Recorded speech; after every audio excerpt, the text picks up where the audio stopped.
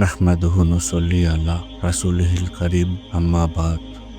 রমাদান মাস সংযমের মাস, আত্মশুদ্ধির মাস, আল্লাহর নৈকট্য লাভের মাস। এই মুবারক মাসে যখন আপনি সেহেরি থেকে ইফতার পর্যন্ত ক্ষুধা তৃষ্ণায় কাতর হন, শরীর দুর্বল লাগে, দিনটি দীর্ঘ মনে হয়, তখন একটু থামুন এবং জান্নাতের কথা স্মরণ করুন। সিয়ামের এই কষ্টটুকু আসলে আল্লাহর এক অপূর্ব উপহার। কেননা এই কষ্টের বিনিময়ে আপনি অর্জন করেছেন এমন এক আবাসের অধিকার, যেখানে কোনো ক্ষুধা নেই, কোনো তৃষ্ণা নেই, কোনো দুঃখ নেই।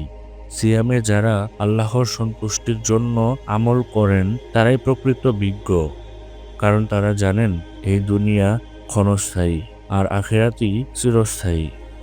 যে ব্যক্তি রমজানের একটি সিয়াম রাখে, একটি তারাবিহ পড়ে, একটি রাতে তাহাজ্জুদে দাঁড়ায়, সে যেন জান্নাতের একটি দরজার দিকে আরো এক ধাপ এগিয়ে যায়।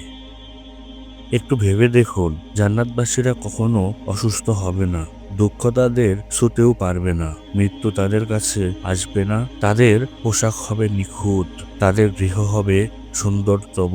জান্নাতে এমন নিয়ামত রয়েছে যা কোনো চোখ কখনো দেখেনি, কোনো কান কখনো শোনেনি এবং কোনো মানব মন যার কল্পনাও করতে পারেনি।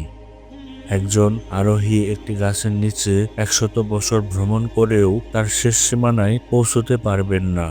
সেখানে প্রবাহমান ঝর্ণা থাকবে, সূর্য আসন থাকবে, আর থাকবে হাতের কাছে প্রস্তুত পানপাত্র, সারি সারি গদি ও বিছানো গালিচা।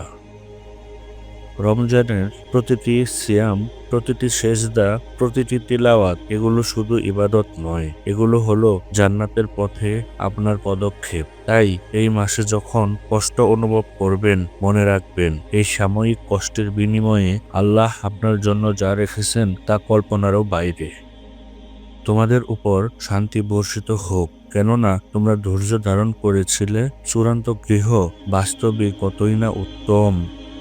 হে রোজাদার, এই রমজানকে গনিমত মনে করুন, নেক আমল করুন, ধৈর্য ধারণ করুন, আর আল্লাহর কাছে জান্নাতুল ফেরদাউস চেয়ে নিন।